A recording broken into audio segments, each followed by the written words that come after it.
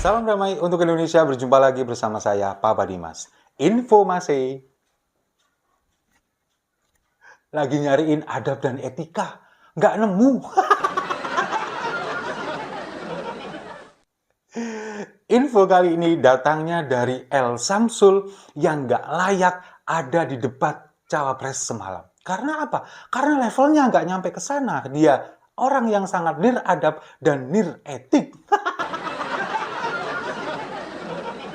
Kalau kita melihat debat semalam dan kita semuanya sepakat bahwa apa yang dilakukan oleh Gibran alias El Samsul ini adalah mempertontonkan atau mempertunjukkan seorang anak muda yang tidak punya adab dan tidak punya etika. Debat yang seharusnya disajikan tentang pemaparan atau penjabaran visi misi, lalu kemudian bagaimana kita sebagai masyarakat ingin melihat calon pemimpin kita beradu gagasan, kemudian beradu visi misi, berdebat tentang kebijakan atau policy, justru malah digunakan oleh Gibran untuk melecehkan dan merendahkan lawannya yang merupakan seorang L profesor dan seorang L slepet. Nah, kita kan jadi sepakat dengan apa yang disampaikan oleh Prof. Mahfud semalam. Ketika Gibran kemudian menanyakan tentang greenflation, dan kemudian dijawab sudah oleh Prof. Mahfud, lalu kemudian oleh Gibran masih dikejar terus katanya Prof. Mahfud, belum ditemukan jawabannya. Pada akhirnya Prof. Mahfud juga mengatakan bahwa kacau semuanya. Ini juga ngomongnya kacau, jadi Prof. Mahfud tidak mau menjawab itu. Kemudian oleh moderator kan juga sebelumnya sudah diingatkan bahwa ini harus dijelaskan, masalah singkatan, terminologi, itu adalah sebuah aturan yang sudah ditetapkan oleh KPU. Ketika di debat yang kedua, beberapa waktu yang lalu, bulan yang lalu, Gibran kan juga melakukan hal yang sama. Kemudian itu dievaluasi oleh KPU dan sekarang harus diterapkan.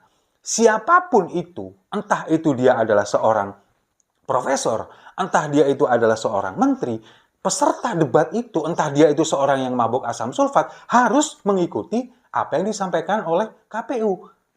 Peraturan yang sudah ditetapkan oleh KPU ketika ada singkatan atau terminologi, ketika mau menanyakan itu harus dijelaskan supaya yang ditanyakan ini paham.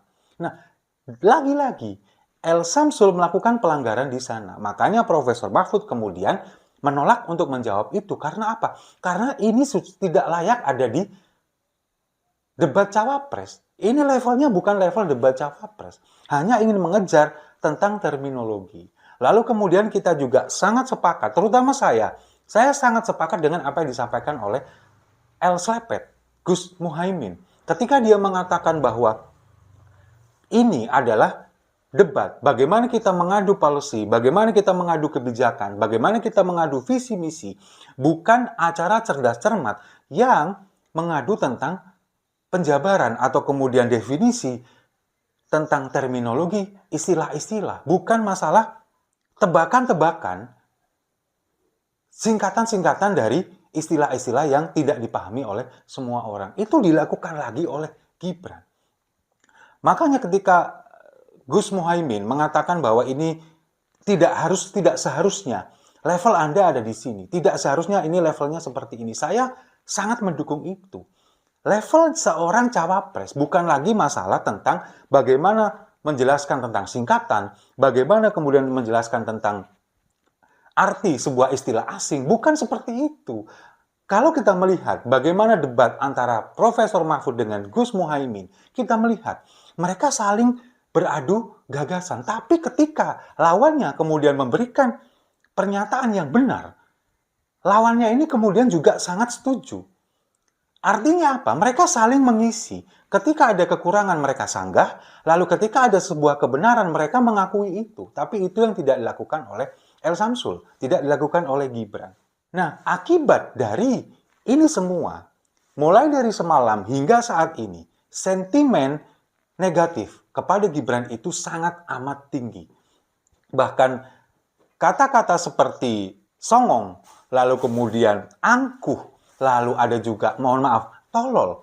Ini menjadi trending di Twitter, di media sosial X. lalu kemudian juga ada El Samsul, ini kemudian menjadi trending. Karena apa?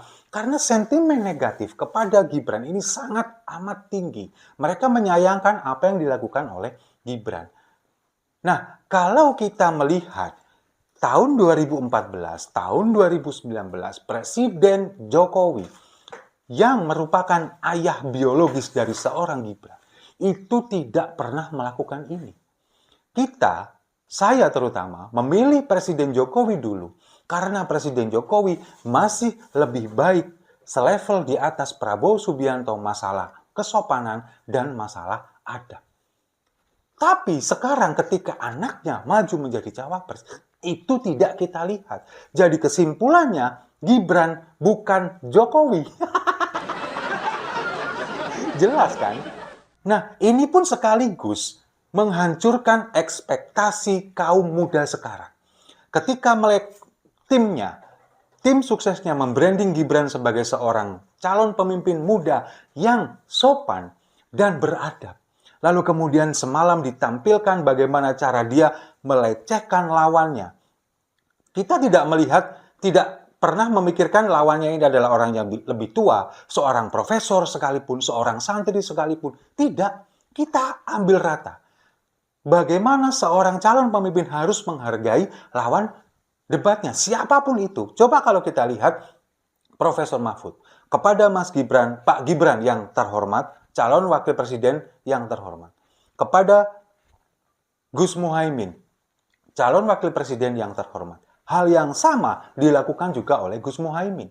Tapi apa yang dilakukan Gibran sangat melecehkan dan merendahkan. Terlepas itu seorang profesor, terlepas itu seorang santri, terlepas itu orang yang lebih tua, tapi apa yang dilakukan itu sangat tidak pantas. Dan branding itu kemudian luntur seketika ketika anak muda ini dikatakan sebagai anak muda yang penuh adab dan sopan santun. Meskipun di akhir acara kita melihat banyak rekaman videonya, Gibran berulang kali membungkukkan badan sambil menakupkan kedua tangannya ini kepada Prof. Mahfud dan kepada Gus Muhaimin. Itu bukan adab, itu bukan etika. Ketika kita membungkuk-bungkukkan badan berulang-ulang kali kemudian itu di-branding sebagai seorang yang sopan, mungkin sebagian kecil iya, tapi adab dan etika lebih dari itu.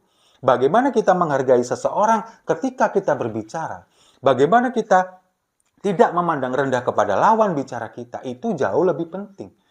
Ketika Gibran mengatakan, terutama kepada Gus Muhaimin, itu sangat, kalau bagi saya itu sudah dilakukan di debat cawapres yang kedua, sekarang dilakukan lagi, dan itu seperti memang sengaja dilakukan untuk menyerang Gus Muhaimin. Nah, itulah yang membuat kita pada akhirnya menyadari bahwa kok anak ini seperti ini, sama sekali berbeda jauh dengan bapaknya. Sekali lagi, Gibran bukan Jokowi. Dan kalau kita melihat rekam jejaknya Gibran, tentang pelanggaran yang dilakukan terhadap adab dan etika, ini sudah berlangsung jauh sebelum debat ini berlangsung. Ketika pendaftaran Capres-Cawapres, itu sudah melanggar etik ketika dia menggunakan putusan nomor 90 dari Mahkamah Konstitusi. Putusan yang sudah ditetapkan pelanggaran etika oleh Majelis Kehormatan Mahkamah Konstitusi. Digunakan dia untuk mendaftar sebagai cawapres dari Prabowo Subianto. Itu yang pertama. Lalu yang kedua, ketika kampanye, pembagian susu gratis, lalu kemudian mengumpulkan perangkat desa, itu adalah sebuah pelanggaran yang sangat tidak etis. Melanggar aturan KPU, kemudian melanggar norma-norma, tapi sampai detik ini tidak pernah tersentuh hukum. Karena dia punya keistimewaan sebagai anak seorang presiden. Dan sekarang di debat cawapres, dia melakukan lagi pelanggaran yang dulu pernah dilakukan ketika di debat sebelumnya. Dia keluar dari podium, kemudian turun ke tengah, itu sudah merupakan sebuah pelanggaran. Lalu yang kedua, pelanggaran ketika dia menggunakan istilah asing dan juga istilah singkatan yang tidak dijelaskan, nunggu ditegur oleh moderator. Dan yang ketiga yang paling fatal adalah bagaimana dia tidak punya adab dan tidak punya etika ketika berhadapan dengan lawan debatnya. Siapapun itu, terlepas dia orang yang lebih tua, terlepas dia seorang profesor, terlepas dia seorang mantan santri. tidak beretika sama sekali. Nah, pada akhirnya kita menyadari bahwa anak yang seperti ini, anak muda yang seperti ini tidak layak untuk ada di level debat cawapres, apalagi ketika dia nanti menjadi cawapres.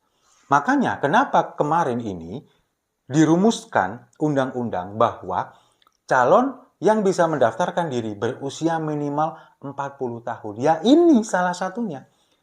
Orang yang belum 40 tahun pada akhirnya terlihat belum punya kematangan secara emosional, belum punya kematangan secara adab, belum punya kematangan secara sopan santun. Dan itu terjadi di debat semalam.